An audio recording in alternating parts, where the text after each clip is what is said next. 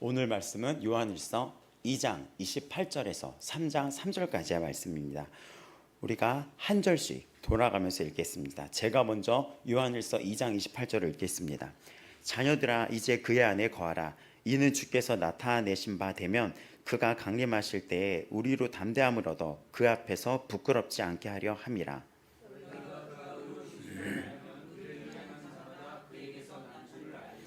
보라, 아버지께서 어떠한 사랑을 우리에게 베푸사 하나님의 자녀라 일컬음을 받게 하셨는가. 우리가 그러하도다. 그러므로 세상이 우리를 알지 못함은 그를 알지 못함이라.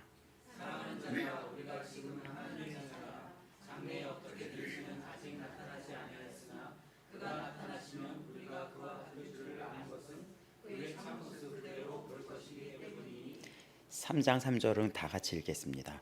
주를 향하여 이 소망을 가진 자마다 그의 깨끗하심과 같이 자기를 깨끗하게 하느니라. 아멘. 눈으로 이 말씀을 보시겠습니다. 굉장히 기쁨의 말씀이에요. 저는 1, 2절이 마음에 와닿았었거든요. 어떠한 사랑을 우리에게 베풀었다. 그 어떠한 사랑, 저는 이게 어떠한으로 표현된 게 너무 감동이에요. 어떠한 거. 우리가 그 사랑을 아는 크기가 정말 다 다르거든요. 각자의 그 어떠함이 어느 정도인지 다 달라요. 김중현에게는 그 사랑이 어떠했는지, 근데 그거를 베풀었거든요. 그래서 우리가 하나님의 자녀로 이름을 부르게 됐는데, 우리가 맞다, 그러하다. 근데 세상이 우리를 알지 못하는 거예요. 우리가 왜 이렇게 사는지, 주일날 왜 이렇게 지내는지, 또 믿는 자들이 얼마나 힘겹게 싸우면서 살아가는지. 근데 우리의 이 생활을 알지 못하는 것은 누구를 알지 못하기 때문입니까? 예수님을 알지 못하는 거예요. 너무 감동이에요. 그리고 2절은 사랑하는 자들아 이렇게 얘기해요. 요한은 어떤 서술 방식을 하냐면 진짜 아니면 가짜, 중간이 없어요. 뜨뜻미스근하거나 모르겠어 이게 아니라 이거 아니면 저거야, 이런 성격들이 있죠. 근데 요한도 약간 그런 성향이었던 것 같아요. 왜냐면 요한의 서신이 이거 아니면 그거야, 믿는 자들은 이렇게 사는 거 아니면 이거야, 가짜 아니면 진짜야 하는데, 근데 그 목소리가 되게 따뜻했어요. 단호하면서. 그게 3장 2절 같은 거예요. 사랑하는 자들아 이렇게 얘기하는 거죠. 어떤 뜻이냐면, 너 부모님 얘기 안 들으면 너 이번에 또 잘못하면 다리 몽둥이 분질러 버려. 근데 진짜 그 분질릴 거 얘기가 아니죠. 사랑하는 마음이잖아요. 요한도 마찬가지. 사랑하는 자들아, 우리가 지금은, 이 재밌어요. 우리가 지금은 하나님의 자녀라. 장래에 어떻게 될지는 아직 다 나타나지 아니하였다. 우리의 약속이. 근데 그가 나타나시면 어떻게 됩니까? 예수님이 나타나시면 어떻게 되죠? 우리가 그와 같이 되는 줄을 아는 것은 그의 참모습을 그대로 볼 것이다 라고 하는 거예요. 그러니까 이 약속을 보면서 3절은 어떻게 살아야 되냐? 3절은 이와 같은 소망을 가진 자들은 이 세상에서 속하지 않고 자기를 깨끗하게 하면서 다짐하면서 기쁨으로 난 깨끗하게 살아야지 이렇게 딱 먹는다는 거죠, 마음을. 근데 조금 이거를 더 추가적인 설명을 한다면, 이 요한일서가 사도 요한이 노년에 쓴 거예요. 노년에. 예수님의 12제자였거든요. 근데 그가 오래 살아남았어요. 순교하지 않고. 이 당시에 제자들은 다 순교했어요. 너무나 끔찍하고 슬프기도 하지만 복음에 있어서 본격적으로 전 세계에 성령의 불이 임했던 때였죠. 참 슬프기도 했던 그 시절 속에 사도 요한은 노인이 되었어요. 어땠을까요? 혼자만 살아남았다. 바울도 참수를 당했고, 베드로는 십자가 처형을 받았는데 예수님과 똑같이 할 수가 없다는 그 전해진 설에 있어서 거꾸로 머리부터 벗겨서 돌아가셨다고 합니다. 너무나 끔찍하죠. 가죽이 벗겨졌던 제자도 있다고 그러지 않았나요? 왜 그렇게 끔찍한 형벌을 내렸냐면, 그 뒤에 배후의 세력이 사탄이 있었는데 아무리 강하게 하도 예수 믿는 자들이 예수님을 더 믿는 거예요. 순교하는 걸 보면 예수님을 안 믿어야 되는데 그걸 보고 그 죽음을 내가 이어가겠다고 하는 거예요. 너무나 놀라웠던 시대죠. 그때 요한이 이 노년에 이걸 쓴 거예요.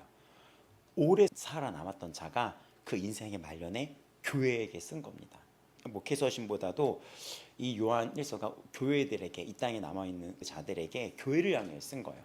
근데 이 당시 교회는 어떻게 했냐? 타협을 하기 시작한 거예요. 우리나라가 일제강점기가 왔었을 때 그들이 했던 짓이 뭐였는지 알아요? 일본이 신이다. 그래서 일본을 로마 시대 때처럼 황제로 여기라 그랬었어요. 신사참배라 그래서 하루에 몇 번씩 일본의 국기를 만들어 놓고 그쪽을 향해 절을 하게 시켰어요. 모든 국민이. 그리고 우리나라의 이름을 일본 이름으로 바꾸기 시작했습니다. 그리고 일본어를 교육시켰어요. 굉장히 잔혹했었죠. 근데 그때 문제는 기독교인들이었어요. 기독교인들. 엄청나게 뜨겁게 예수님을 믿었었거든요, 우리나라가. 그때부터 탄압, 핍박이 시작이 됐었고 예배 때 일본 군사들이 들어왔어요. 그래서 이 예배를 허락해 준대요. 허락하는 조건이 뭐냐면 여기 일본 국기를 앞에 해놓고 거기에 다 같이 절을 하고 저분이 우리의 신이라고 고백을 하면 이 예배를 허락하겠다고. 일본이 위에고 우리가 아래라고 예수님이 이걸 고백하라는 거죠. 어떤 결과가 일어났을까요? 거부를 했죠. 끌려가서 죽음을 당했습니다. 그리고 일부의 교회는 타협을 했어요. 그냥 잠깐 절하고 우리 나가면 이렇게 하자.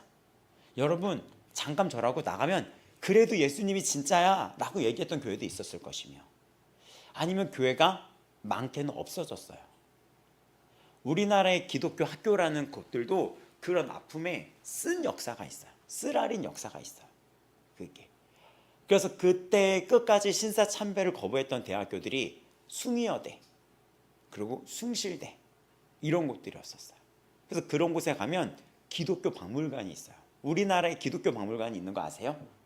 안 가보셨죠? 숭실대 안에 있어요. 아예 건물 하나를 따로 세웠어요.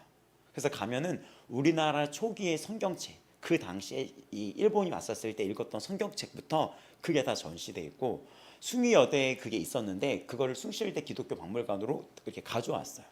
그래서 그거를 가면 무료로 전시를 해놓고 있어요. 근데 그랬던 역사가 있었는데 왜 이런 비유를 드리냐면 이 당시가 그랬어요. 그 도미티아누스라는 황제 때로 지금 추측하고 있거든요. 네로 황제 저리가라로 굉장히 더 잔혹하게 핍박을 했어요. 말로 할 수 없었어요, 사람을. 근데 이거는 현실이었거든요. 상상이 아니에요. 실제 우리 교회 동료들이 끌려가서 막 능지처참을 당한다고 생각해보세요. 그 동료를 떠나보내는 슬픔이 어떻겠어요. 제가 만약에 먼저 떠난다고 생각해보세요. 제가 능지처참 당하고. 근데 그런 상황에서 교회가 어떻게 됐냐면 거짓 교사들이 와서 타협을 하는 거예요. 야, 괜찮아.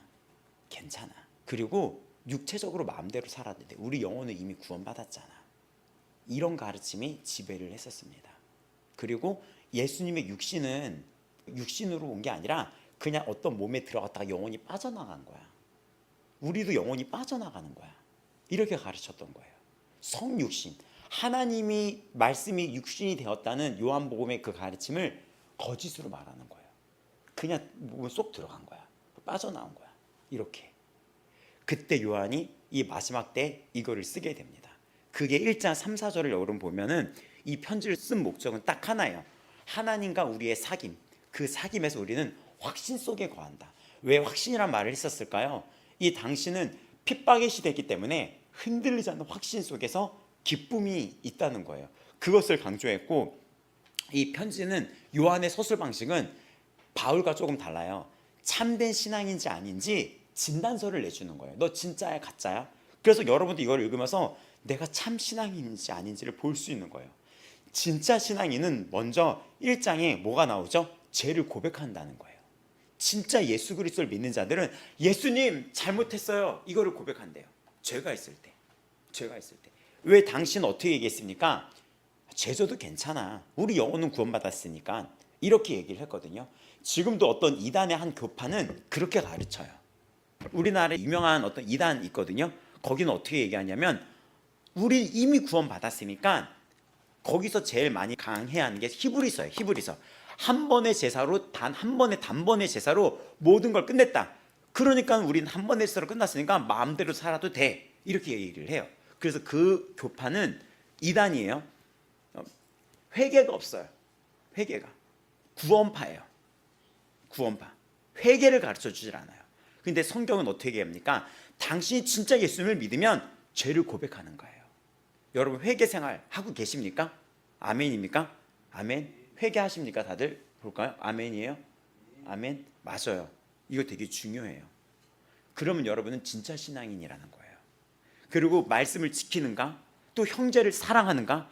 그리고 최근에는 신앙의 뿌리에 확신이 있는데 우리는 어디서 확신이 있냐면 예수 그리스도의 십자가를 믿는가? 내가 예수님으로 제 삶을 받았는가? 그 하나님을 알고 있는가? 하나님이 세상을 창조하셨고 만유의 왕이란 걸 알고 있는가? 또 그 하나님이 예수님이신데 악한 자를 이겼다는 것을 확신하고 있는가? 그 확신 속에 있는가? 예수 그리스도의 십자가를 믿는가? 믿는 자들은 그 확신이 있다는 거예요. 그 확신 위에서 세상을 분별하고 흔들리는 시대 속에서도 우리가 처음부터 받았다는 이 약속들, 이 말씀 안에 거하는 자들은 진짜 예수님 믿는 자들이라는 거예요. 정리해보자면 예수님을 믿는 자들은 예수님이 나를 대신해서 돌아가셨다는 것을 믿고 태초에 하나님이 천지를 창조하셨다라는 그 말씀을 믿는 거예요. 그리고 주님이 이 땅의 왕이시라는 걸 믿고 또 뭐를 믿습니까? 우리가 이 세상에서 악한 자를 이겼다는 거예요. 그 마귀의 마귀를 이겼다는 거예요. 죄와 사망 권세를 이겼다는 것입니다. 여러분 다 믿습니까? 그러면 여러분은 하나님의 자녀라는 것입니다. 근데 2장 28절은 그 확신이 어디로 향해 가는지 과거와 현재의 확신을 보여줬다면 2장 28절부터는 미래에 대한 확신으로 나아가는 거예요. 2장 28절은 자녀들아 이제 그의 안에 거하라 라고 하면서 이것이 미래를 향한 소망으로 뻗어나가는 거예요. 자녀들아 이제 그의 안에 거하라. 주께서 나타나신 바 되면 그가 강림하실 때 우리로 담대함을 얻어서 그 앞에 부끄럽지 않게 하려 함이라. 이제라는 말이 무엇입니까? 적그리스도의 유업과 거짓 선지자들이 있는데 그러나 이제 우리는 흔들리는 세상 속에서 그리스도 안에 거하면 된다 라고 얘기하는 거예요. 적그리스도라는 것이 이 요한 1서와 요한 계시록에 이 요한을 통해서 알려줘요.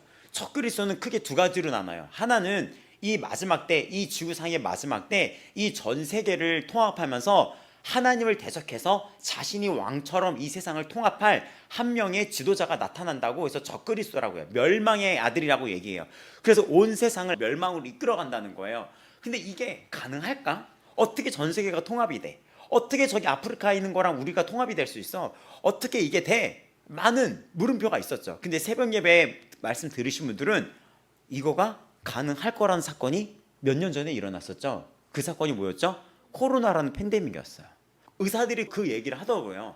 백신이 위험성이 굉장히 많은데도 우리는 전 세계는 마치 뭐에 홀린 듯이 검증이 안 된 걸 맞아라 했더니 전 세계가 마치 명령에 따라서 전 세계가 하나에 다 들어가고 백신 맞지 않으면 음식점 못 들어간다. 여기에 다 같이 그렇게 되고 그리고 교회는 예배를 드릴 수 없다라고 얘기했더니 교회가 예배가 모이는 것이 다 정지가 돼버렸어요. 전 세계 역사상 이 네로 황제 이런 거 도미티아누스 일제강점기 이후로 이런 것들이 없었는데 그때의 방식은 예수 믿으면 죽여버릴 거야 이거였죠. 근데 지금은 안전을 위해서 너희를 위해서 굉장히 친화적인 말로 예배를 흐트러 버렸습니다. 사단이 전략을 바꿨어요. 예전 예수 믿으면 죽일 거였어요. 근데 그게 아니라 지금은 아주 간사하게 그렇게 하지 말고 편하게 지내. 위험하잖아 교회 가는 거. 전염병이 걸리잖아. 위험하잖아. 아주 간사하게 방법을 바꿨어요. 대신 그들에게 여행은 허락되었었어요. 어딜 가도 여행지. 주일날 모여들지 않은 성도들은 주일날 시간이 날 때 여행도 다니고 예배도 멀리하면서 한국의 교회가 당시에 장로교단의 통계에 의해서면 한 해에만 1만 교회가 문을 공식적으로 닫았다고 발표가 되었습니다. 한 해만. 코로나는 3년. 수만 교회가 문을 닫았고 추정하는 것은 30만에서 크게는 헤아릴 수 없는 그냥 등록 안 한 성도까지 치면 100만 명의 성도가 이탈했다고 지금 조사되고 있고 전 세계도 그렇게 보고 있어요. 사단의 전략인 거죠. 이렇게. 그러면서 우리가 알게 된 게 뭐냐면 적그리스도라는 세력, 이 세계를 누군가 명령을 내리고 하나님을 멀리하는 그것이 정말 가능하겠구나. 비행기 타지 마, 예배 드리지 마, 백신 맞아. 백신 부작용으로 죽어간 사람이 한두 명이 아닌데도 이걸 밀어붙였어요. 그리고 예배가 통제를 받기 시작했습니다. 인원 숫자가. 그래서 우리 여기서 코로나 때 예배 드렸던 거 기억하십니까? 구청에서 와가지고 사진을 찍었어요. 저쪽에서. 네, 여자분이 기억했어요. 그때 사진 찍었던 거? 저도 찍더라고요. 그런 통제들이 있었어요. 그래서 성경에서 말하는 말세의 징조는 이미 일어나고 있고 2000년 이후로 5, 6년을 한 번으로 팬데믹이 왔었고 메르스 이후에도 5년 이후에 또 한 번의 팬데믹이 온다고 조심스럽게 의학계가 발표를 했는데 진짜 놀랍게 왔어요. 지금도 똑같이 의학계는 주목하고 있어요. 앞으로 최소 3년에서 5년 안에 또 한 번의 거대한 폭풍이 일어날 것이라고. 맞습니다. 우리의 이 시대가, 평안하다는 시대가 영원하지 않을 수도 있어요.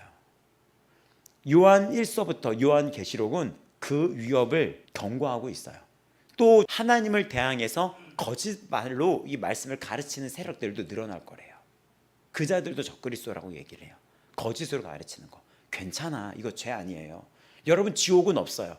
지금도 우리나라 그러고 있죠. 어떤 신학자가 기독교 방송에 나와서 지옥은 중요하지 않습니다 라고 얘기를 해요.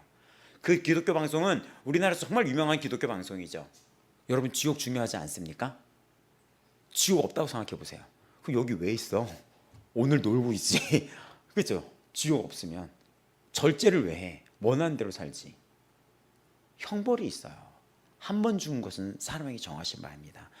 그런 세상 속에서 바로 여기 나왔던 부끄러움이라고 나와 있죠. 28절. 그 부끄러움이 바로 지옥을 의미하는 거예요. 심판대를 의미하는 거예요. 나중에 죽고 나서 심판대 앞에 있으면은 우리가 이 혀가 하나님의 그 전능하신 앞에서 혀가 저절로 우리가 했던 거를 다 직고한대요. 직접 고한대요. 무서워서. 여러분, 어렸을 때 부모님 앞에서 거짓말이 탄로날까 봐 어떻게 합니까? 잘못했어 막 이렇게 하죠. 하나님 앞에서는 어떻게 했습니까? 인간이 그 앞에 설 수가 없어요. 그 하나님의 전능하심을 마주할 수가 없어요. 어마어마한 공포와 두려움이 그때 서게 될 거예요. 우리는 지음을 받은 존재인데 혀가 자기가 지었던 거, 은밀한 것들을 다 얘기하게 된대요. 근데 우리는 안심하는 거예요. 왜? 형벌을 이미 지불 받았습니다. 십자가에서.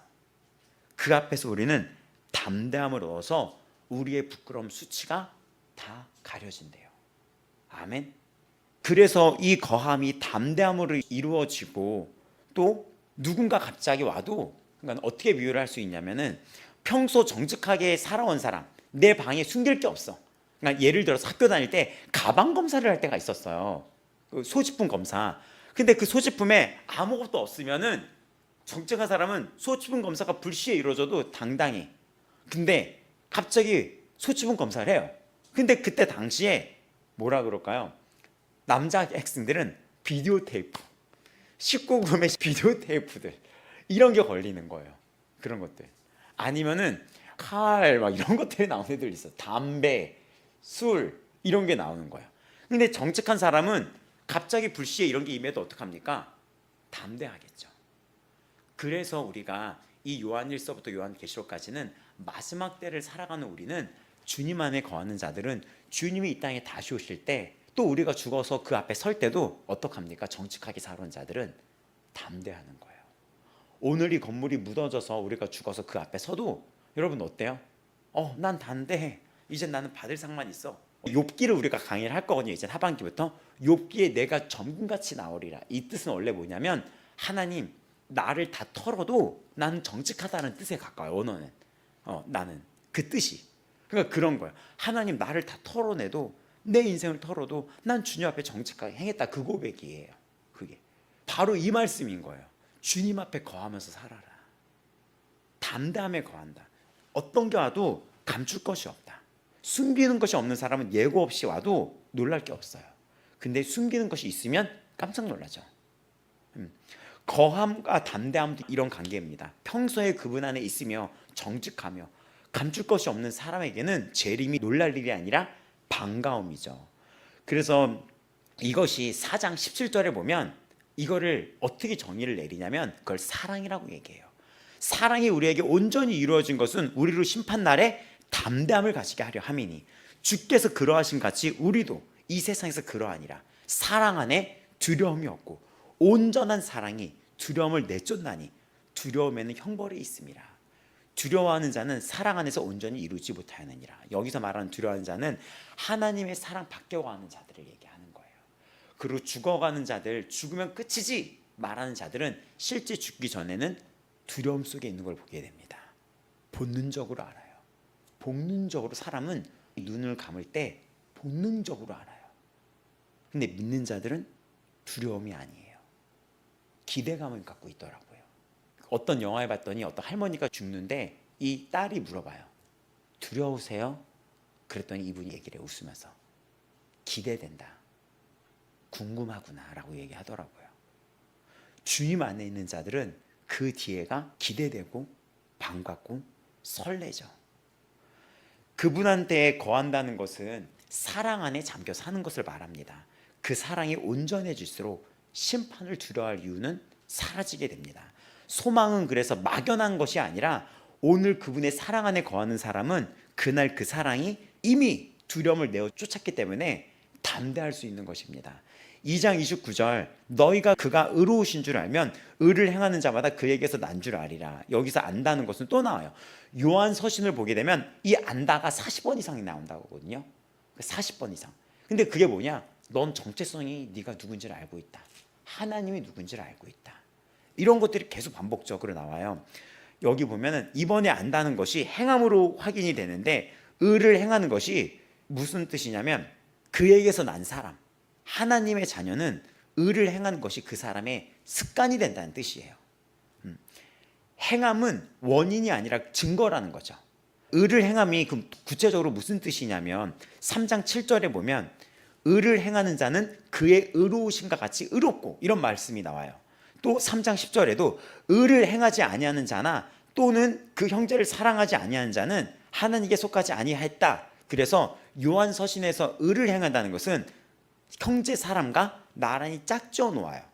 여기서 말하는 의는 추상적이고 이게 뭐야? 그게 아니라 구체적으로 형제를 사랑하고 말씀을 지키는 것.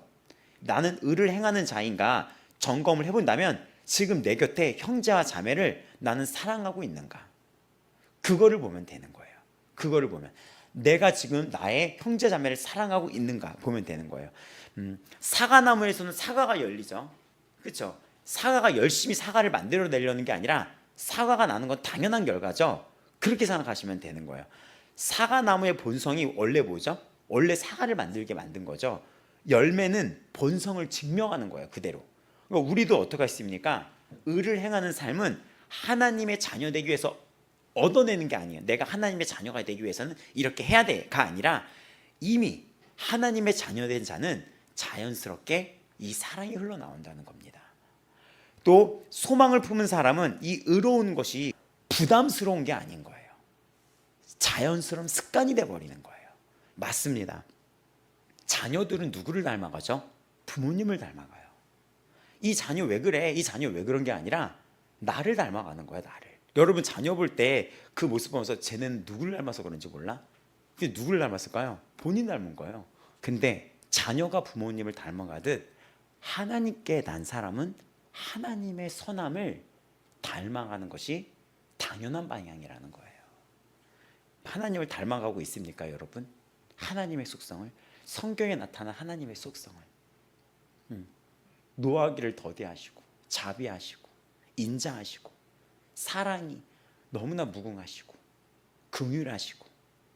그래서 3장 1절에 보면 소망은 하나님의 사랑을 극대화시켜요. 보라, 아버지께서 어떠한 사랑을 우리에게 베푸사. 보라는 실제로 이 원어에는 감탄사예요. 감탄사를 탁 터뜨리는 거예요.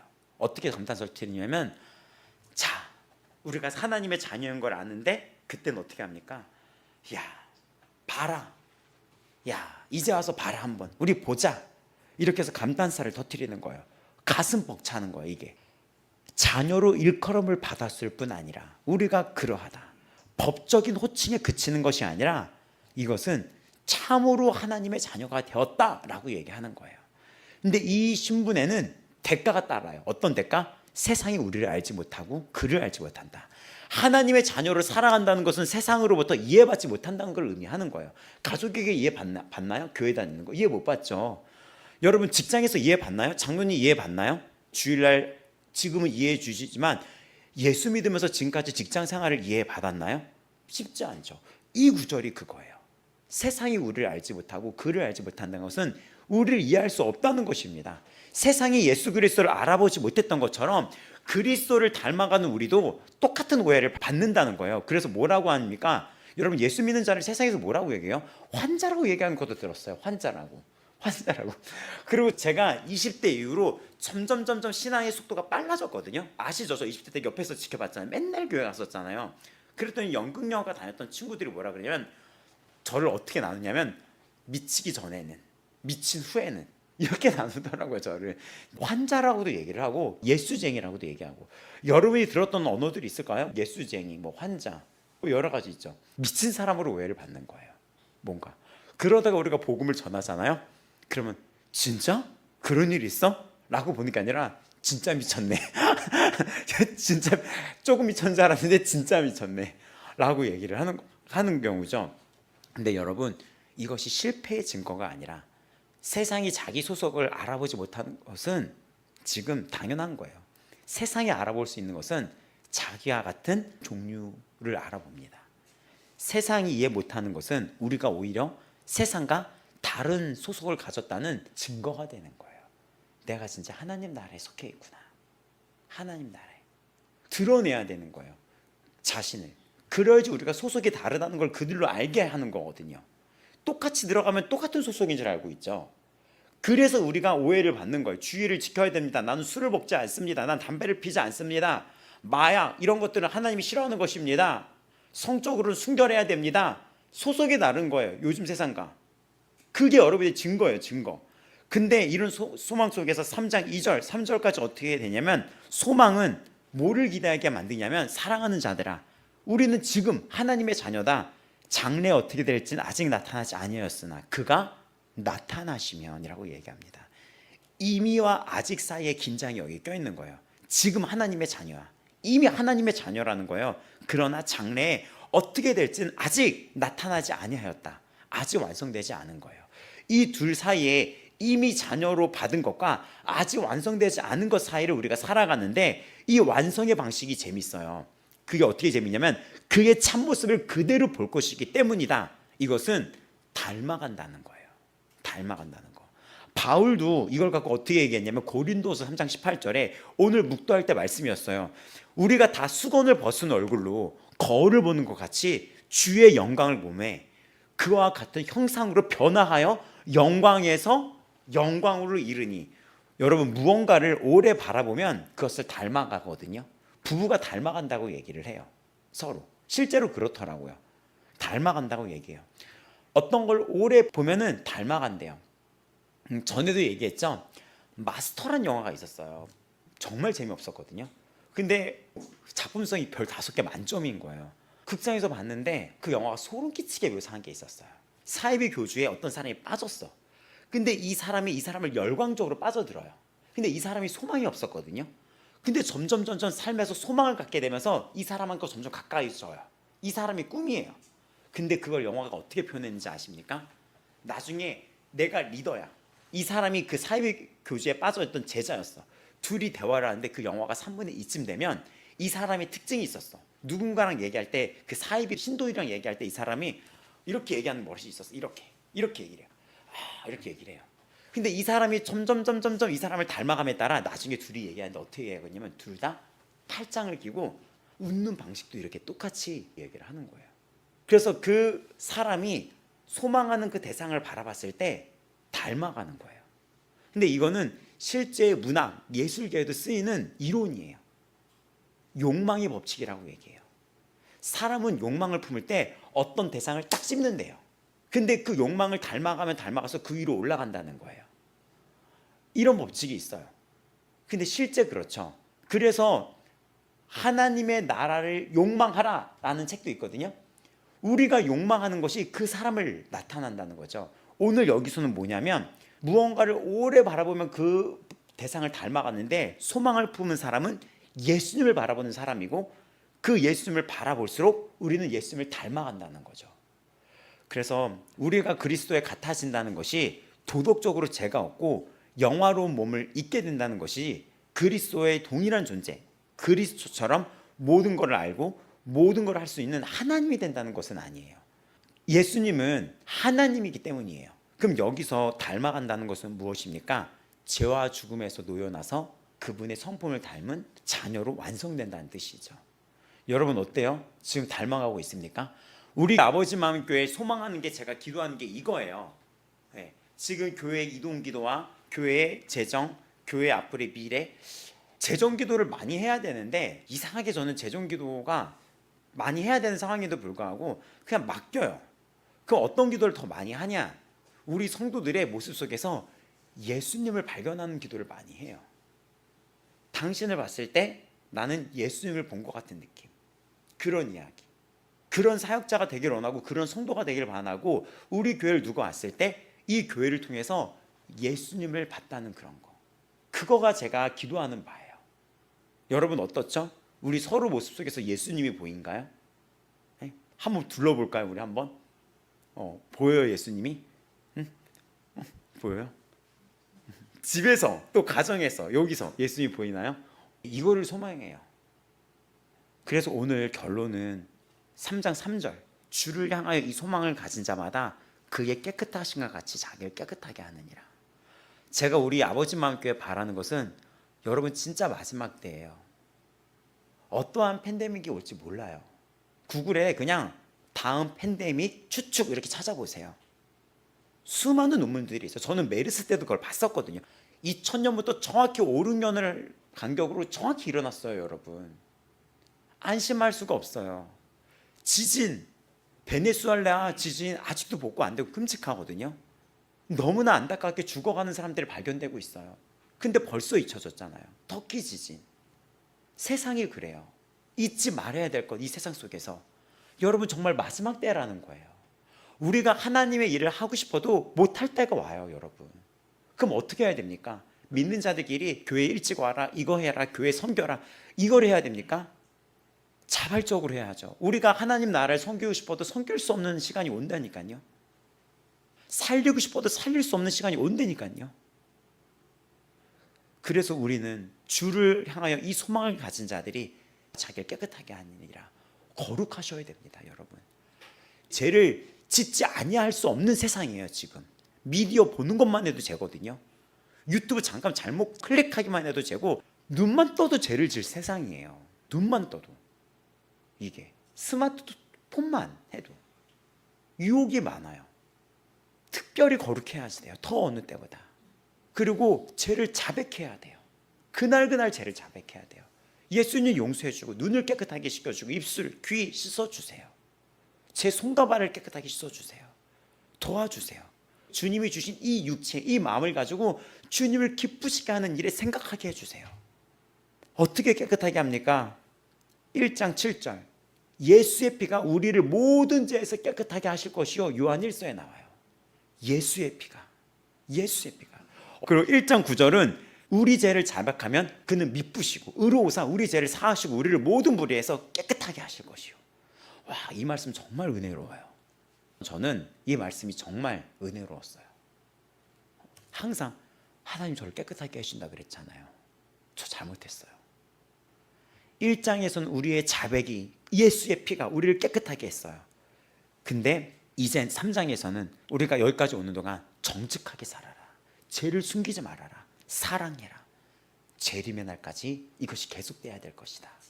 소망은 여러분 결론 내리자면 기다리는 것이 아니라 깨끗하게 하느니라. 지금 이 순간에도 능동적이어야 돼야 돼요. 신앙이란 것은 하나님의 예정된 약속과 다시 오실 약속 속에 우리가 가만히 있는 게 아니라 주님 앞으로 적극적으로 나가야 되고, 주님이 우리에게 주신 명령, 저 죽어가는 자를 향해서 불 가운데 있는 사람들에게 얘들아 거기서 나와, 그렇게 살면 안 돼, 나와, 너희들 속고 있는 거야, 그 길로 가면 안 돼, 이 일을 해야 되는 것이며, 때론 이 세상이 우리를 유혹하고 넘어지게 할 때마다 얼른 예수의 피로 우리를 씻어내야 되는 것이며, 그러면서 그날을 향하여 정직하게, 그분이 언제 오시던 담대하게 그분을 맞이하기 위하여, 그분을 반갑게 맞이하기 위해서 준비하는 것입니다.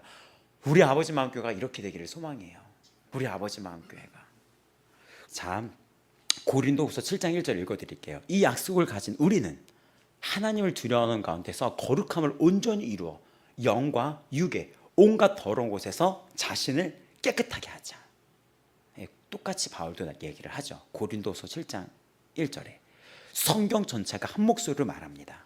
진짜 소망은 언젠가 이루어질 일을 그냥 기다리게 하지 않고 오늘 당장 삶을 바꿔서 방향을 바꿔놓습니다. 소망이 없는 사람은 오늘 아무렇게나 살아도 상관이 없지만, 소망 있는 사람은 그 소망 때문에 오늘을 함부로 살 수가 없습니다. 함부로 살 수가 없어요. 내일이 있다는 걸 아는 분들은. 마치면서 오늘 우리가 소망을 5가지로 나열을 한 거였거든요. 근데 무엇을 바라보느냐, 무엇을 닮아가느냐가 한 가지로 지금 결정되는 거예요. 긴 설교 속에 그리스도 안에 거한다는 것은 날마다 그분을 바라보는 습관을 하는 거예요. 그의 얼굴을 구하는 거예요. 을을 습관화 삼는다는 것은 그냥 그분을 자연스럽게 닮아가는 거예요. 하나님의 사랑에 감격한다는 것은 내가 받는 정체성을 바라보는 것이고, 또 재림을 기대한다는 것은 아직 오지 않은 그 순간을 미리 꿈꾸는 거예요. 여러분, 그 순간에 진짜 서게 되거든요.